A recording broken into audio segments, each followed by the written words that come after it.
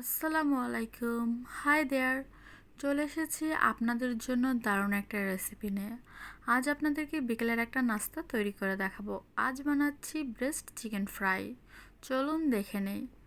এখানে আমি 2টা 600 গ্রামের ব্রেস্ট নিয়েছি চিকেনের। প্রতিটাই 300 গ্রাম করে রয়েছে। এখন এটাকে কেটে নিতে হবে। যেহেতু অনেক মোটা, তাই এর জন্য মাঝখান থেকে আমি ভাগ করে নিচ্ছি।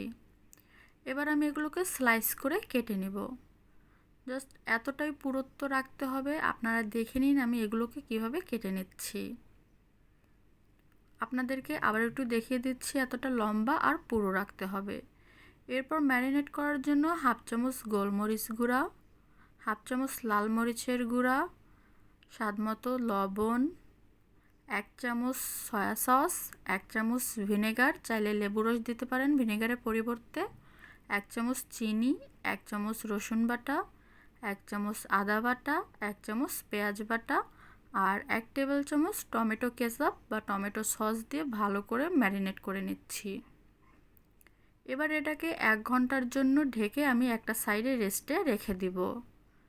ভিউয়ার্স, 1 ঘন্টা পর একটা ডিমে আমি অল্প একটু লবণ দিয়ে ভালো করে বিট করে নিচ্ছি বা গুলে নিচ্ছি।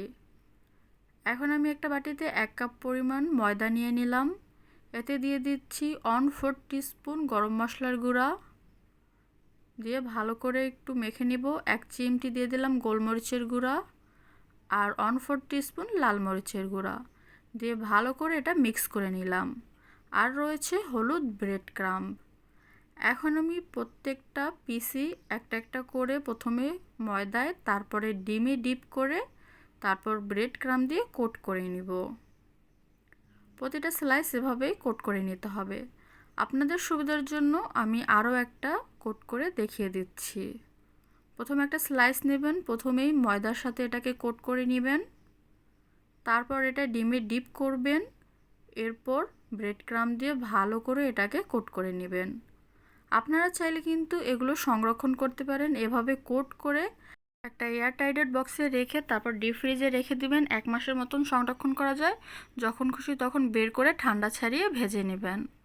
আমি ডুবো তেল নিয়ে নিয়েছি, তেলটা ভালো করে গরম করে নিয়েছি। এখন প্রতি ব্যাচে আমি 5 থেকে 6টা করে চিকেন স্ট্রাইপ ভেজে নিব।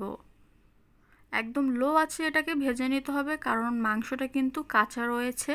তাই একদম লো আছে 8 থেকে 9 মিনিটের মতন এগুলোকে ভেজে নিতে হবে। মাঝে মধ্যে একটা কাঠি দিয়ে আপনারা এভাবে উল্টে দিতে পারেন, অথবা স্প্যাচুলা বা যে কোনো ধরনের খুন্তি দিয়ে উল্টে পাল্টে 2 সাইডে ভালো করে ভেজে নেবেন। মাংসগুলো সিদ্ধ হয়ে গেলে আর উপরে সুন্দর একটা ব্রাউন কালার চলে আসলে এগুলোকে তেল থেকে ভালো করে তেলটা ঝরিয়ে তুলে নিতে হবে। ভিউয়ার্স, আমার প্রতি ব্যাচ ভাজতে টাইম লেগেছে 9 মিনিটের মতন। একদম লো আঁচেই আমি ভেজে নিয়েছি। সো তৈরি হয়ে গেল দারুণ একটা বিকালের নাস্তা। আপনাদেরকে একটা ভেঙে দেখাচ্ছি। অবশ্যই বাসায় তৈরি করবেন। ভিতরটা দেখুন ভালোভাবেই কুক হয়েছে। আপনার ফ্যামিলি ফ্রেন্ডস সবার সাথে এই ভিডিওটা শেয়ার করে দিন। আজ আসি, আল্লাহ হাফেজ।